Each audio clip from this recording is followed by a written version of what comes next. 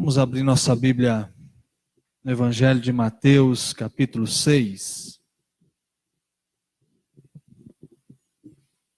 Mateus, capítulo 6, dos versos 5 até o verso 13.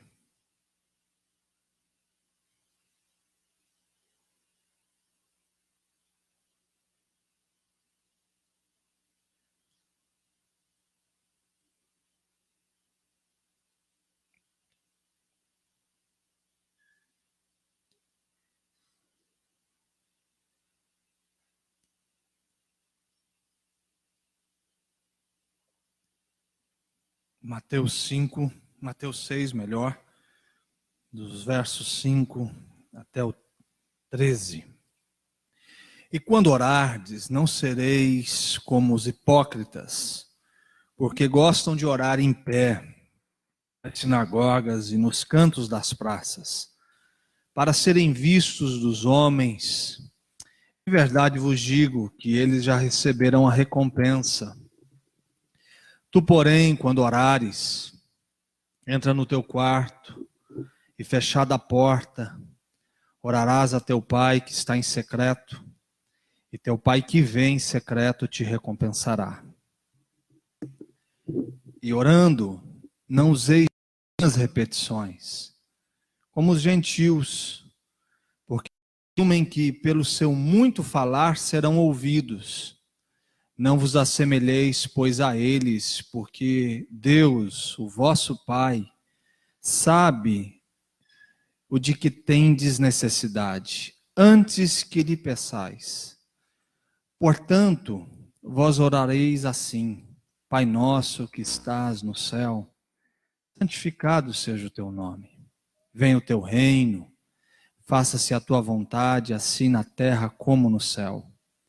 O pão nosso de cada dia dá-nos hoje, e perdoa-nos as nossas dívidas, assim como nós temos perdoado aos nossos devedores. E não nos deixei cair em tentação, mas livra-nos do mal, pois teu é o reino, o poder e a glória para sempre. Amém e amém.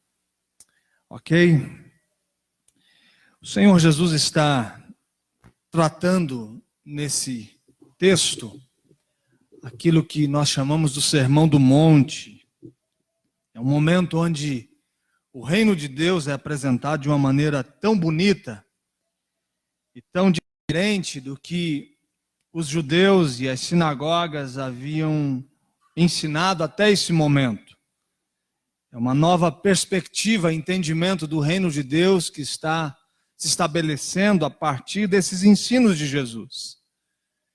E no capítulo 6, ele vai tratar as práticas de justiça, que dentro do conceito judaico, ele vai usar as mesmas bases. Quando os judeus religiosos pensavam nas práticas de justiça, eles tinham 3 pilares ou 3 bases para construir o entendimento deles sobre isso. O primeiro era a prática da generosidade ou da esmola, a prática da solidariedade. Você vai ver que nos primeiros versos ele vai dizer da ética, da esmola, da maneira como a gente deve entregar ou a gente deve ser sensível à necessidade das pessoas que estão à nossa volta.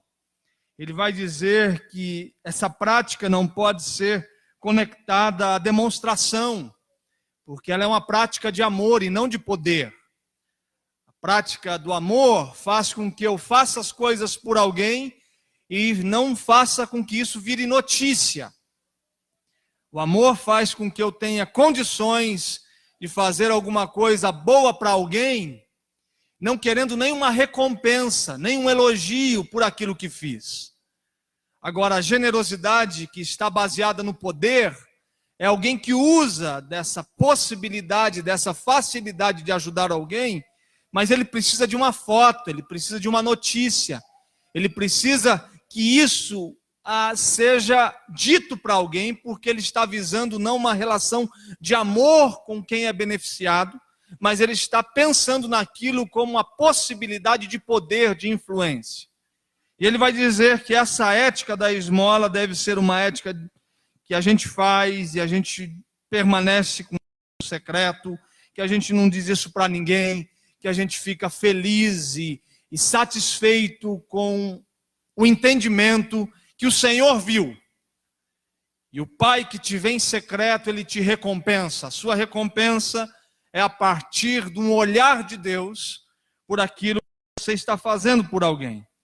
Aí ele começa a trabalhar a ética da oração, ou seja, a prática da justiça da oração. E aí a gente vai falar mais sobre isso. E por final, a terceira base do entendimento judaico sobre práticas de justiça é o jejum. E novamente ele vai dizer que esse jejum deve ser um jejum sem nenhuma demonstração externa daquilo que está acontecendo interiormente. Ele está dizendo, quando vocês vão fazer um jejum, não fique aí se mostrando contristados, abatidos, não fique querendo que os outros percebam que você está jejuando, não fique anunciando, mas que isso seja uma prática secreta, isolada, faça tudo como se você não estivesse jejuando, ele está dizendo. Viva o dia como você não tivesse, ou seja, acorde pela manhã e as mesmas práticas que você faria não estando em jejum. A única diferença é que você não vai se alimentar, ou você está num propósito em relação a isso, mas não permita com que as pessoas que estão ao seu redor percebam que você está fazendo isso. Não torne isso motivo para elogio ou de recompensa humana. E agora, ele também trabalha a terceira prática, e é sobre essa que eu gostaria de conversar com vocês nessa noite. A terceira prática de justiça, que é a oração. Alguma coisa que nós fazemos o tempo todo, fazemos intencionalmente, fazemos de maneira disciplinada, fazemos isso em nossos cultos, os nossos cultos são regados de oração. Nós já oramos aqui pelo menos umas 4 vezes. Nós já oramos quando cantamos.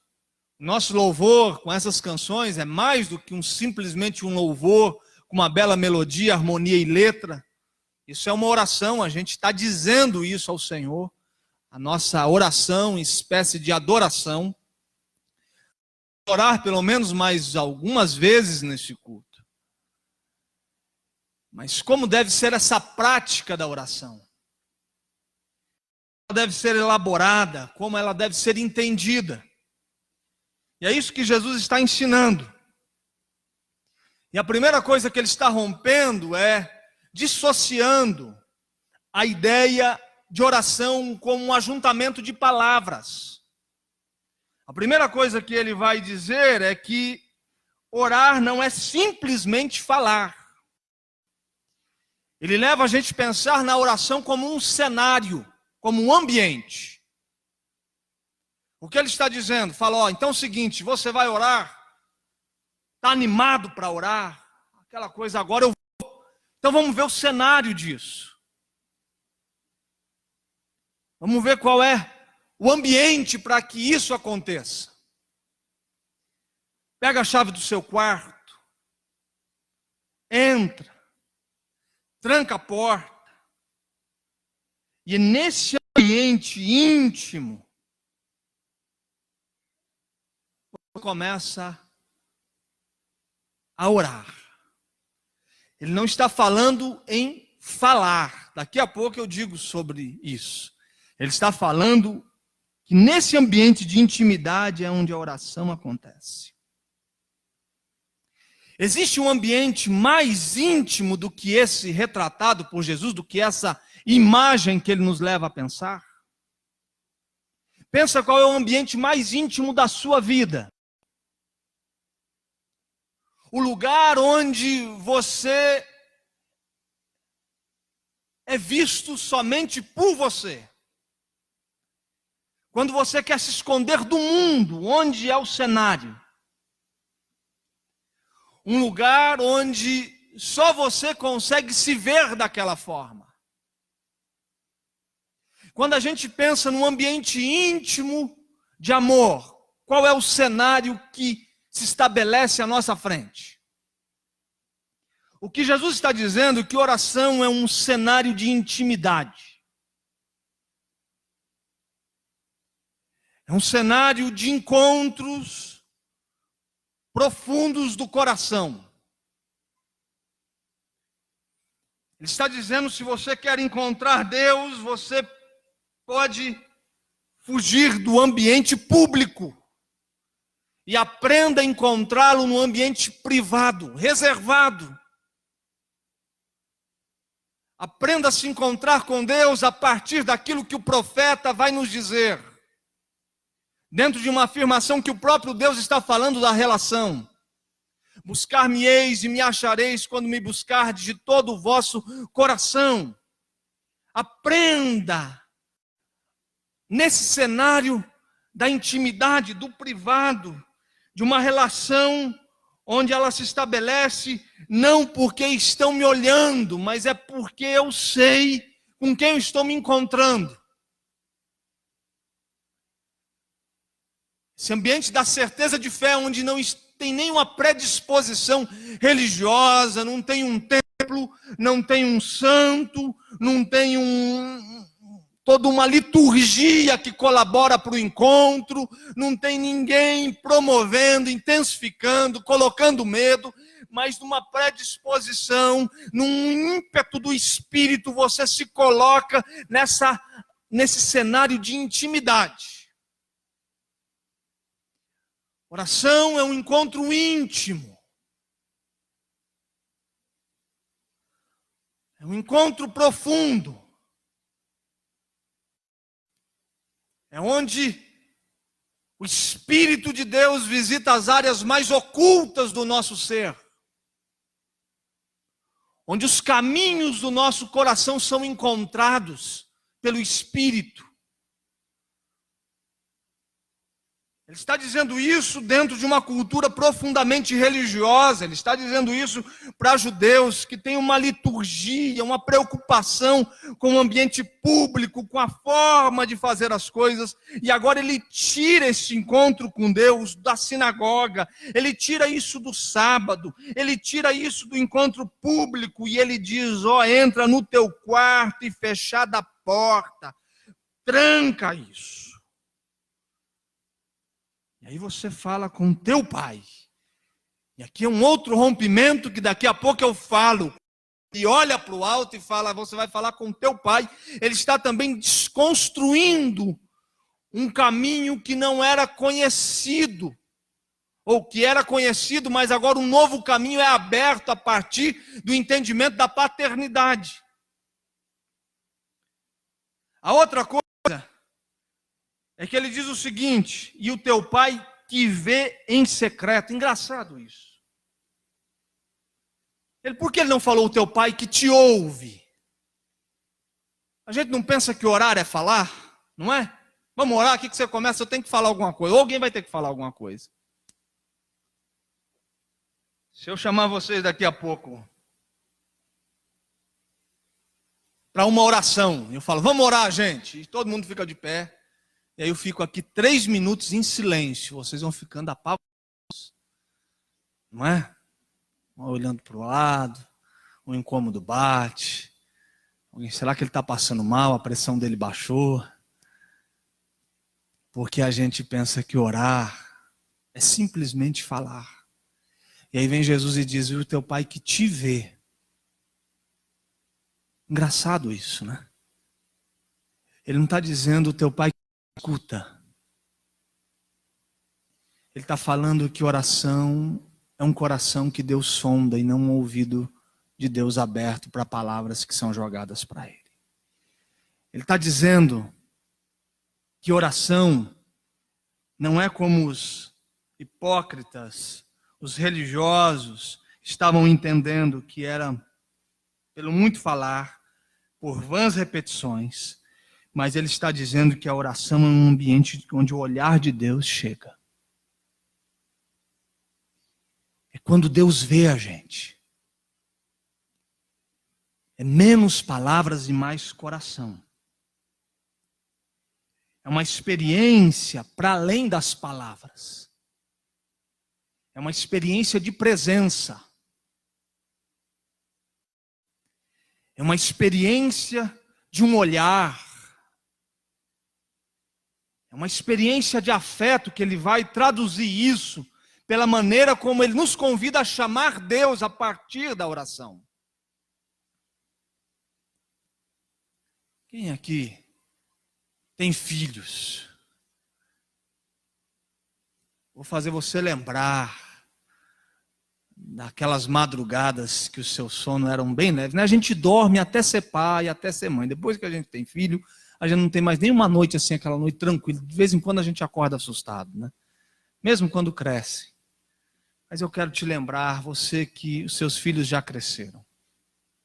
E você achava que um soluço do seu filho era quase um estado de óbito, quando ele era um recém-nascido. Não é assim? Principalmente no primeiro filho. O primeiro filho nasce, ele soluça no quarto, a gente acha que ele está entrando em óbito, né? A gente acorda, o nosso sono não suporta um soluço de um filho. Mas algumas vezes na madrugada, nós nos levantávamos, ou nos levantamos, né? Ou vamos nos levantar, para quem ainda vai ter novos filhos, estão com toda essa ousadia na vida. E você vai experimentar disso, você levantava, ia para o quarto, não estava nada fora, tinha quem sabe, um abajur, meia luz, a criança dormindo, e você ficava uns minutos olhando para ele. Não era assim? Vocês não faziam isso? Não é? Ah lá, Osmarildo faz até hoje, né, Osmarildo? Fica lá olhando para a filha, né? Mas aquela criança, a gente ficava olhando. A gente percebia a respiração, se ele estava na posição adequada. E a gente voltava. O que Jesus está dizendo é que a oração é esse ambiente do olhar de Deus sobre a gente. É o ambiente do encontro do coração. É um cenário de intimidade para que Deus veja o coração da gente. Não é um lugar onde eu vou e jogo todos os meus desesperos, as minhas angústias, as minhas aflições e falo, e numa preocupação imensa, se eu não falar, Deus não vai saber o que fazer. Não é isso que ele está dizendo. Porque tem hora que a gente pensa que a oração é um jeito da gente dar a dica para Deus, ou dizer para Deus como a vida deve ser vivida, ou como a gente quer que as coisas aconteçam. Então a gente vai orar, não é uma oração, a gente fica tentando aconselhar Deus com respeito às realidades que a gente está vivendo. E aí vem Jesus e diz, entra em secreto e o teu pai que vê você em secreto te recompensará. É um ambiente de encontro. É um cenário de intimidade. É um lugar onde pode-se falar, mas o silêncio também faz parte dessa relação. Pode-se falar muito, mas não é necessário ficar repetindo.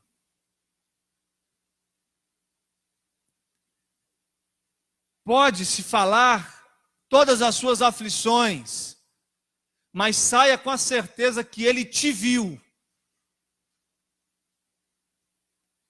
E Ele tem o diagnóstico pleno da sua real situação. Ele te viu como alguém vê um raio-x da alma, do coração, da mente. Ele viu você. E a gente descansa nesse olhar de Deus. É no ambiente que eu vou, e eu saio, e se me perguntarem o que aconteceu nesse ambiente, eu falo, Deus me viu. O olhar de Deus penetrou o meu coração, invadiu a minha alma. O olhar de Deus conseguiu visualizar uma realidade que era impossível de ser percebida pelos olhares das pessoas à minha volta. A esposa não conseguia perceber, o esposo não conseguia perceber, os meus amigos mais íntimos. O encontro comunitário de domingo à noite não é capaz de revelar aquilo que nesse ambiente foi demonstrado a partir da certeza que Deus viu.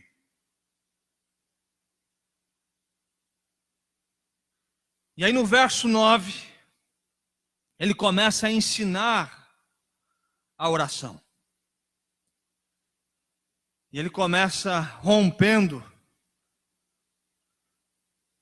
com um modelo de oração que não tinha a coragem de olhar para o alto e dizer: Pai Nosso.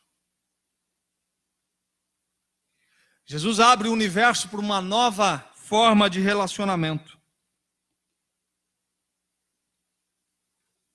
Se você olhar todo o Antigo Testamento, os profetas, os homens que tiveram a oportunidade de contemplar a glória de Deus, você não vai ver nenhum deles conseguindo, a partir do entendimento, esse olhar para o alto e chamar Deus de Pai.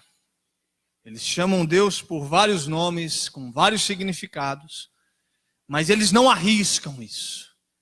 Davi é esse homem que mais se aproxima dessa relação, mas mesmo assim você percebe que esse universo ainda não foi aberto. Mas agora vem Jesus e diz: você vai entrar e você não vai chamar Deus de Deus, mas você vai chamá-lo de Pai. Uma mudança radical da relação. E alguns estudiosos vão dizer que a palavra aqui é Abba.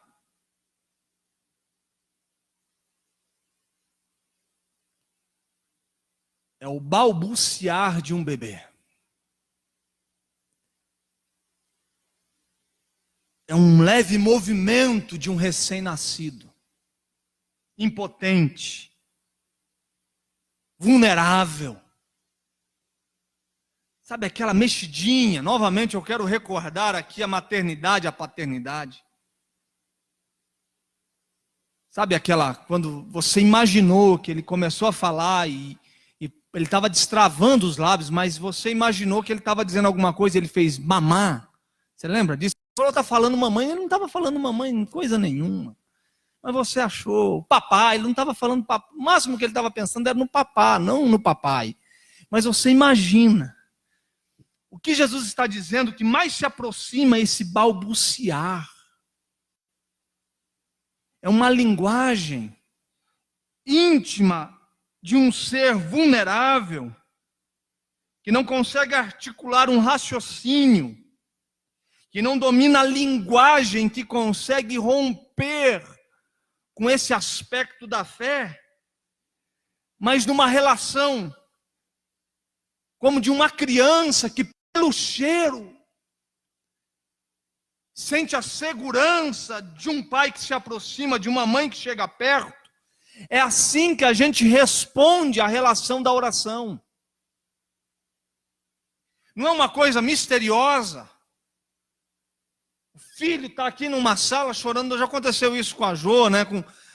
Está aqui, está chorando, e vai num colo, vai num outro, e ninguém dá conta daquilo, vira um desespero. Todo mundo não sabe o que fazer, ele rompe com a liturgia do culto, ele não está nem aí. Criança tem uma autoridade sobre qualquer ambiente, a hora que ele grita o mundo para. Mas de repente ele não tem consciência, ele não tem entendimento que aquele é o pai ou aquela é a mãe, ele não sabe identificar por nome, ele não sabe nada, mas de repente a mão da mãe ou do pai, principalmente da mãe, pega essa criança e um senso de segurança, um senso de pertencimento e o cheiro dessa relação aquieta essa criança, e como se fosse um processo de um calmante vem, algo divino sobre essa criança, e ela começa a respirar, vai acalmando no colo da mãe. Aí vai um intruso e quer tirar, e a hora que ele pega, ele berra, não é assim? E aí volta para o colo da mãe. É essa relação que Jesus está transferindo para a oração. Esse ambiente da segurança, esse ambiente onde o mais importante não é a linguagem que está sendo estabelecida, ele está dizendo de um ambiente de afeto que está para além das palavras, de homens e mulheres que a partir dele abre um universo para uma relação que pelo novo e vivo caminho vão chegar diante do Eterno e vão chamá-lo de Abba, vão balbuciar, vão mexer os lábios e Deus ver o coração dessa gente vulnerável, impotente, que pelo cheiro da relação serão acalmados na profundeza da sua alma. É isso. Porque existe um braço seguro onde a nossa vida descansa. Existe um abraço do Eterno que nos tira da nossa vulnerabilidade. Existe um braço seguro que enxuga as nossas lágrimas e nos aquieta sobre si.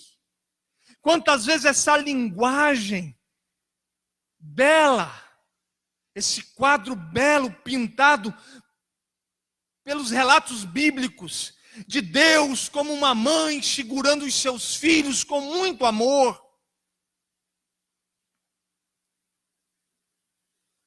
nos mostrando a segurança que vidas vulneráveis, que corações pequenos, carregados de medo, mas pela oração estão sendo agora acolhidos, tocados, amados. E nesse ambiente ele nos vê. Ele vê o nosso coração.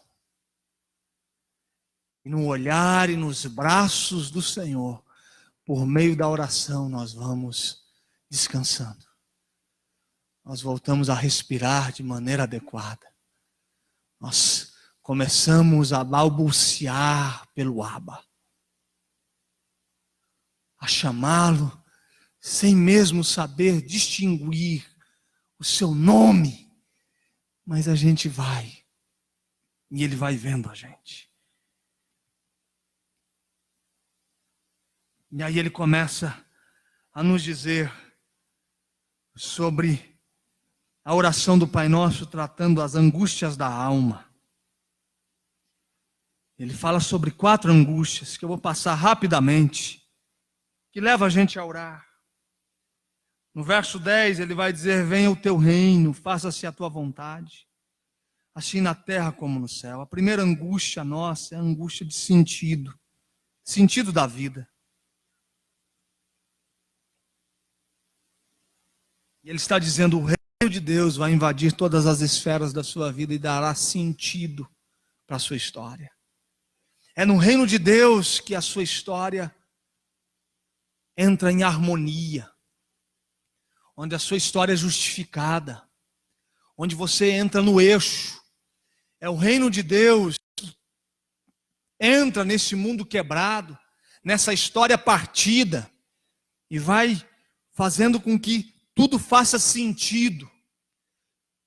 Tem um apontamento, tem um rumo, tem uma direção, tem um entendimento de onde se veio, para que existe, para onde se vai.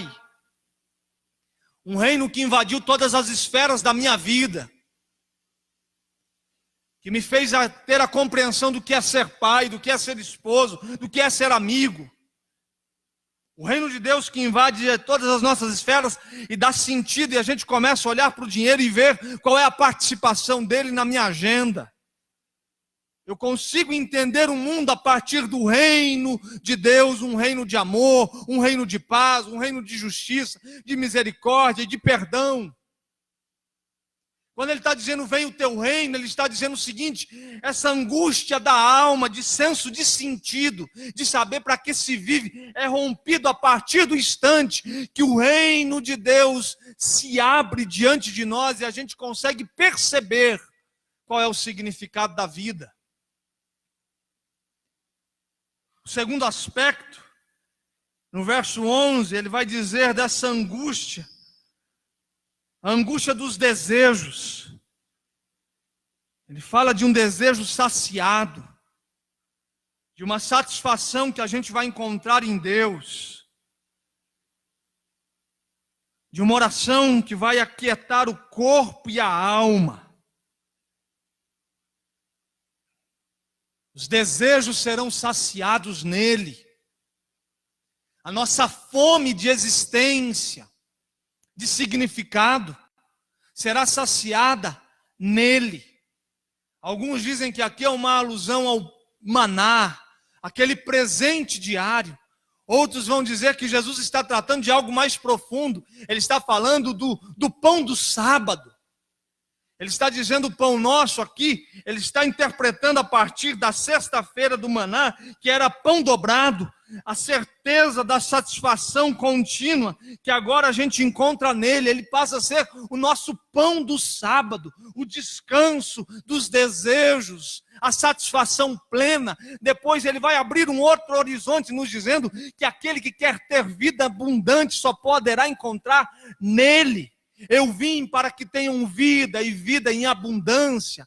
Ou seja, em Jesus nós estamos sendo satisfeitos de todos os nossos desejos, anseios. Há uma satisfação, essa angústia da alma por intermédio da oração e da certeza do pão chegando rompe com as nossas angústias. Estou saciado no Senhor. A suficiência de Cristo. A certeza que nele a minha alma está saciada. Porque ele é o pão nosso de cada dia. Ele é o pão da sua comunidade. Ele é o pão da sua igreja. Ele é o pão dos seus discípulos. Ele não é o pão do indivíduo, ele não é o pão meu. Ele é o pão que saciou as angústias da minha alma. E ele é o pão que eu vou repartir. Ele tem sempre um pedaço para quem está buscando a satisfação dos seus desejos. Ele transborda a minha fome. Ele está para além de mim mesmo. Ele é o pão também de quem está ao meu redor. Ele é a satisfação dos desejos daqueles que estão desesperados que eu encontro na vida. Ele é o pão que me alimenta pela manhã, mas ele é o pão também que vai alimentando as pessoas com as quais eu encontro, e eu vou repartindo dele.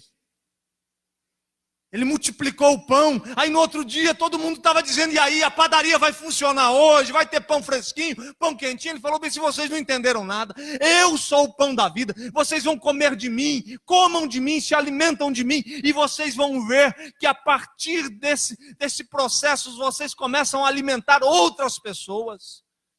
Eu não estou aqui para fazer com que todos os dias uma padaria na eternidade seja resultado para saciar a fome de vocês. Agora eu que estou aqui em carne e osso, morrendo para que vocês se alimentem de mim, comam de mim, e este comer de mim vai satisfazer os desejos do seu coração, mas mais do que isso fará com que vocês consigam derramar do pão da vida, porque é pão nosso.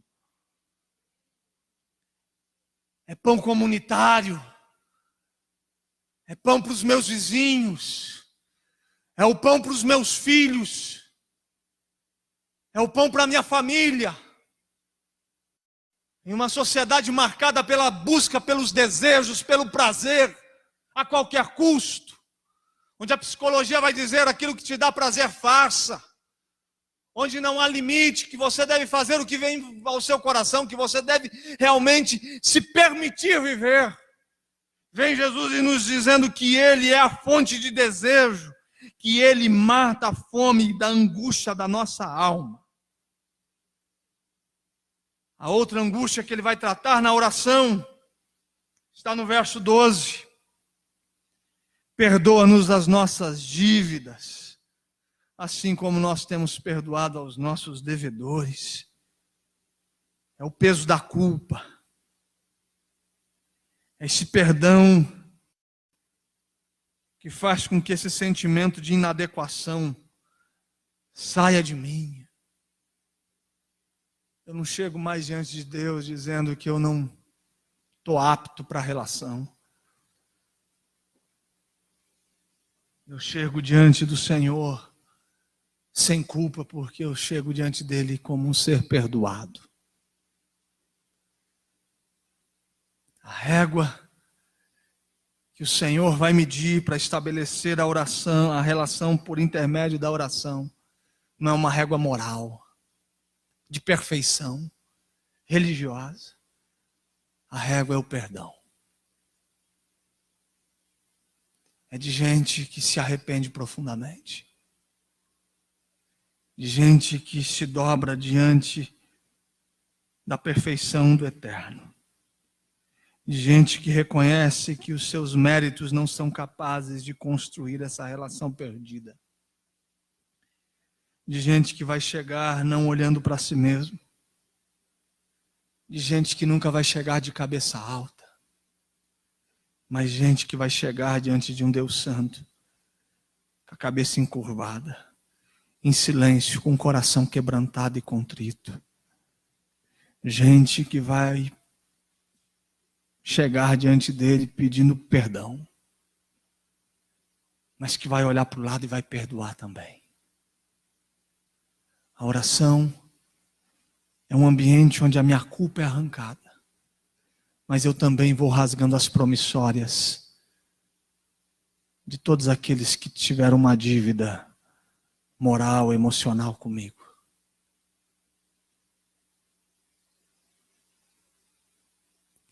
De todos aqueles que em algum dia me fizeram mal.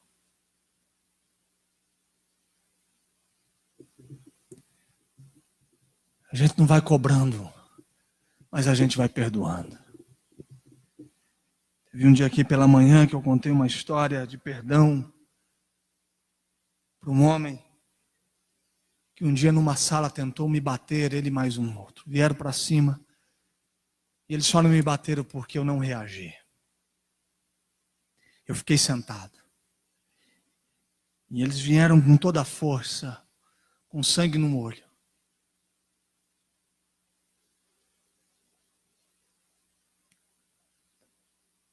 E se eles quisessem me bater, eles iam me bater.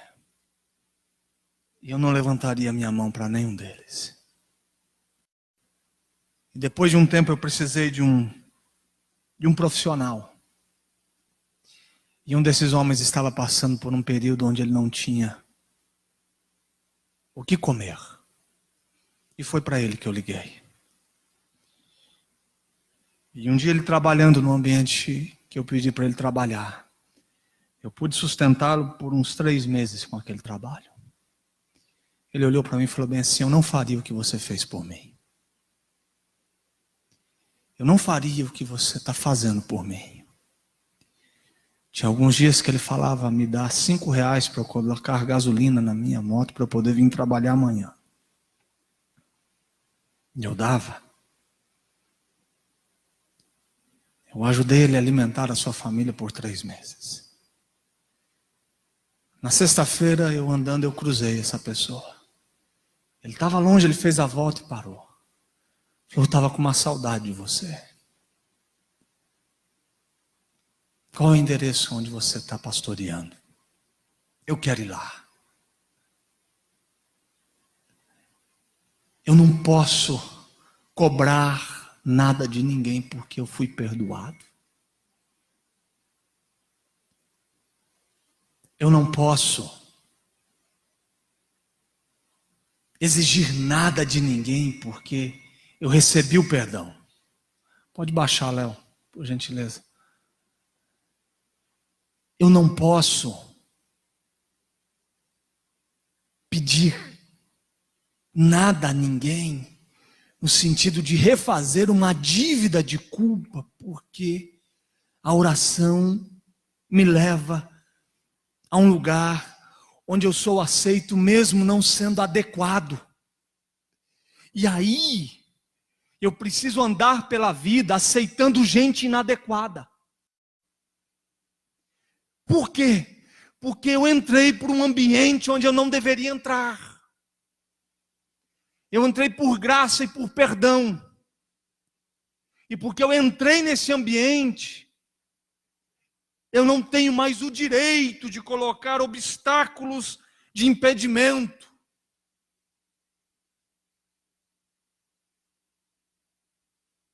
De pessoas se aproximarem. Então a angústia da culpa se rompe. E por último, ele vai dizer sobre livra-nos do mal. A primeira angústia é da vida, sentido da vida. A segunda é apelo aos desejos. A terceira é o peso da culpa. E o quarto É esse medo do mal. E ele está dizendo o seguinte: a oração é um ambiente de refúgio, de vitória sobre a tentação. Que a oração vai nos conduzir a um caminhar sem medo, sem pavor, sem angústia. Essa sensação de insegurança se rompe. O medo do futuro e esse sentimento de ansiedade que vai nos tomando, agora vai sendo diminuído. Porque a gente está orando e a gente está dizendo: livra-nos do mal. Ele conserva os nossos pés sem deslizar na estrada escorregadia da vida. Livra-nos do mal. O ambiente da segurança. O ambiente onde a gente percebe que a ação do Senhor chegou. E isso é oração. Oração de acordo com Jesus tem a ver com um cenário de intimidade. A oração de acordo com Jesus tem a ver com um Deus que vê, não simplesmente um Deus que ouve. A oração a partir de Jesus tem a ver com homens que vão balbuciar pelo Abba. A oração nos dá sentido para a vida.